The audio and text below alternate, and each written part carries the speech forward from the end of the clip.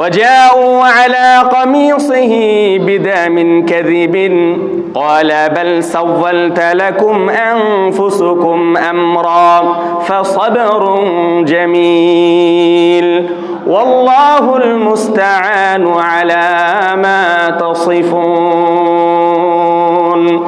হে আমাদের বাবা, আমরা দৌড় প্রতিযোগিতা দিচ্ছিলাম, নাস্তাবিকু, আমরা দৌড় প্রতিযোগিতা দিচ্ছিলাম 10 ভাই মিলে।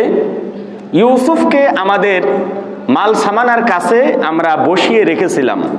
তো একটি বাঘ এসে ফাআকালাহু যিবু, একটি বাঘ এসে ইউসুফকে খেয়ে ফেলে।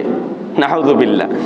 ওয়ামা আনতা বিমুমিনিন লানা, আর আপনি তো আমাদের এই ঘটনাটি বিশ্বাস করবেন না, যদিও ওয়ালাউ কুন্না সাদিকিন, যদি আমরা সত্যবাদী। নাউযুবিল্লাহ, তারা মিথ্যা কথা বলতেছে।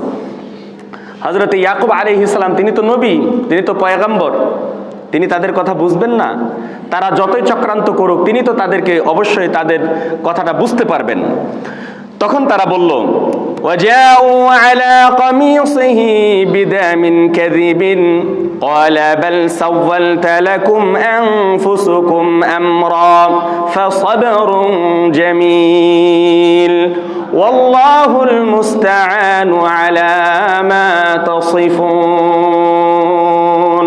হযরতে ইয়াকুব আলাইহিস সালামের কাছে তার 10 সন্তান এসে আরো বলল, ওয়াজাউ আলা কামিসিহি বিদামিন কাযিব, তারা হযরতে ইউসুফের গায়ের মধ্যে যে জামা ছিল, কুয়ায় নিক্ষেপ করার আগেই তারা তার জামাটি খুলে রেখে দিয়েছে, এবং সেই জামাটা ছিঁড়ে ফিরে সেটার মধ্যে একটা পশুর রক্ত মাখাইয়া তারা হযরতে ইয়াকুবের কাছে নিয়ে আসছে, বলতেছে যে এটা হলো ইউসুফের জামা, তাকে বাঘে খেয়ে ফেলছে এই অবস্থায়।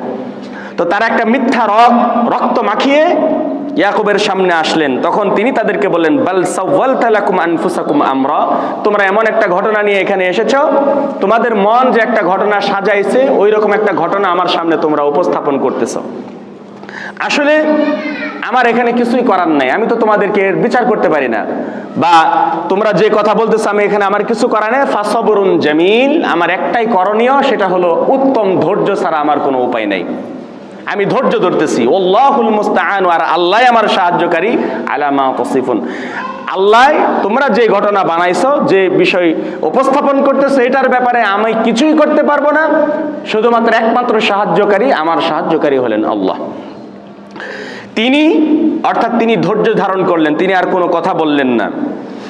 এরপর হযরত ইউসুফ এখানে কুয়ার মধ্যে তিনি পড়ে আছেন। وجاءت سيارة فأرسلوا واردهم وأدلى دلوه قال يا بشرى هذا غلام وأسروه بضاعة والله عليم بما يعملون। আল্লাহ পাক বলেন, ওয়াজাআত সাইয়ারাতুন, অতঃপর সেই কুয়ার পাশ দিয়ে একটি যাত্রী দলের আগমন ঘটলো, একটি যাত্রী দল আসলো।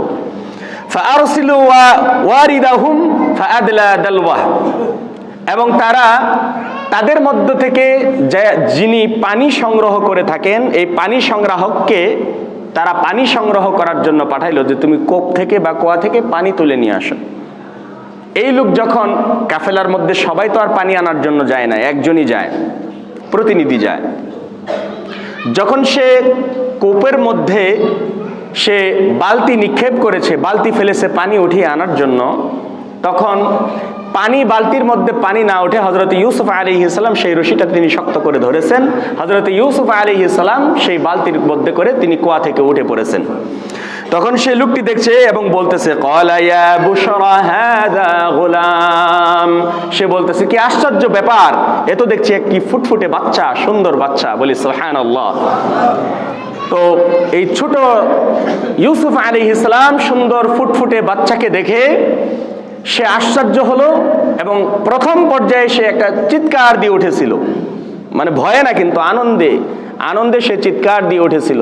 এবং পরবর্তীতে সে চিন্তা করলো যে এই বিষয়টা যদি কাফেলায় যারা রয়েছে সবার মধ্যে যদি জানাজানি হয়ে যায়, মানে তখনই তার মধ্যে চিন্তা আসছে যে একে হয়তো কিছু মূল্য দিয়ে, টাকা দিয়ে বিক্রি করা যাবে, কারণ ওই সময় তো মানুষ বেচা কেনা হইতো, গোলাম হিসাবে বেচা কেনা হইতো। তো তো তারা চিন্তা করলো যে একে আমি বিক্রি করে দেব, এবং এক পর্যায়ে সে তাকে লুকিয়ে রাখলো, কাফেলার অন্যান্য লোকদের মধ্য থেকে সে তাকে লুকিয়ে রাখলো।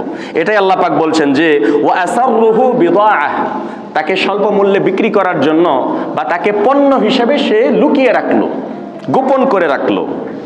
আল্লাহু আলিমুম বিমা ইয়ামালুন, তাদের মধ্যে থেকে যারা এই বিষয়টা জানতো যে তিনি বালতির সঙ্গে কুয়া থেকে একজন যুবককে তুলেছেন বা একজন তরুণকে তুলেছেন, কিশোরকে তুলেছেন, আল্লাহ সুবহানাহু ওয়া তাআলা বলছেন তাদের সেই বিষয়টা সম্পূর্ণ আমি প্রত্যক্ষ করতেছিলাম, আমি দেখতেছিলাম। সুবহানাল্লাহ, আমি সেটা আমার চোখের সামনে সেই ঘটনাগুলি ঘটতেছিল।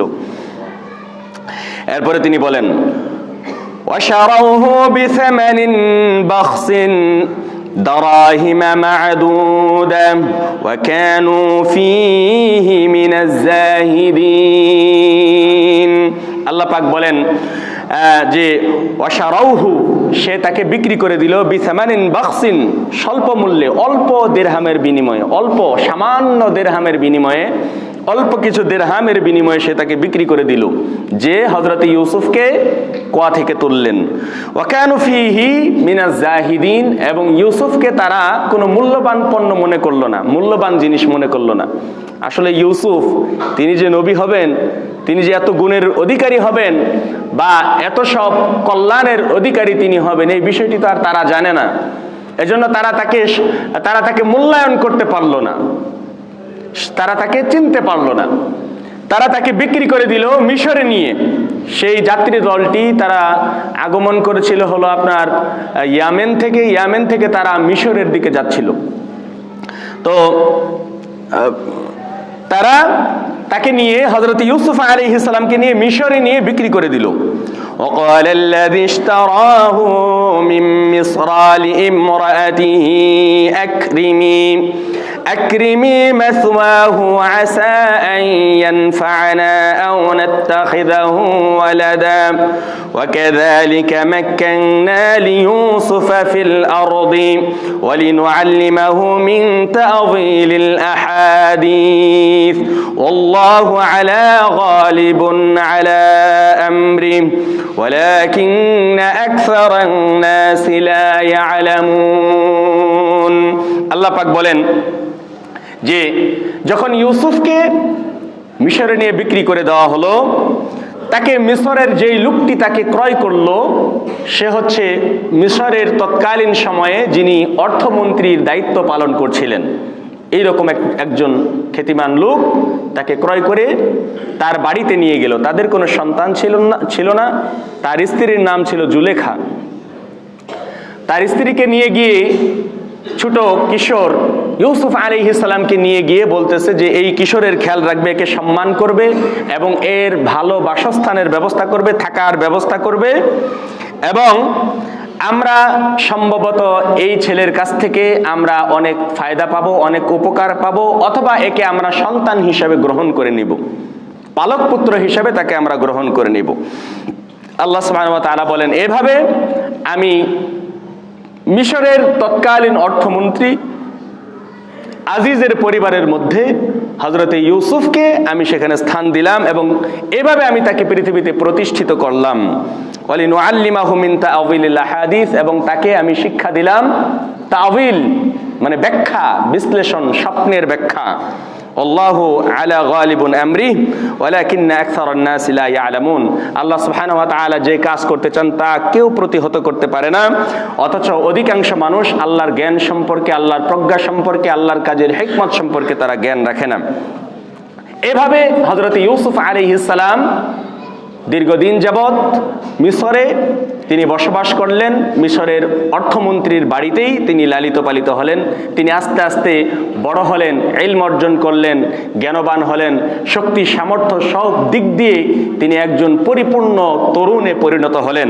যেমনটা আল্লাহ পাক বলছেন, ওয়ালাম্মা বালাগা আশুদ্দাহু আতাইনাহু হুকমান ওয়া ইলমা ওয়া কাযালিকা নাজজিল মুহসিনিন। আল্লাহ পাক বলেন যখন সে বালেগ হলো, ওয়ালাম্মা বালাগা, যখন সে বালেগ হলো, আশুদ্দাহু আতাইনাহু হুকমান ওয়া ইলমা, তখন আমি তাকে মজবুত, শক্তিশালী, হিকমতে, জ্ঞানে, প্রজ্ঞায় আমি তাকে বড় করলাম। সুবহানাল্লাহ। ওয়া কাযালিকা নাজিল মুহসিনিন, এভাবে আমি আমার মুহসিন বান্দাদেরকে প্রতিদান দিয়ে থাকি, ফলাফল দিয়ে থাকি।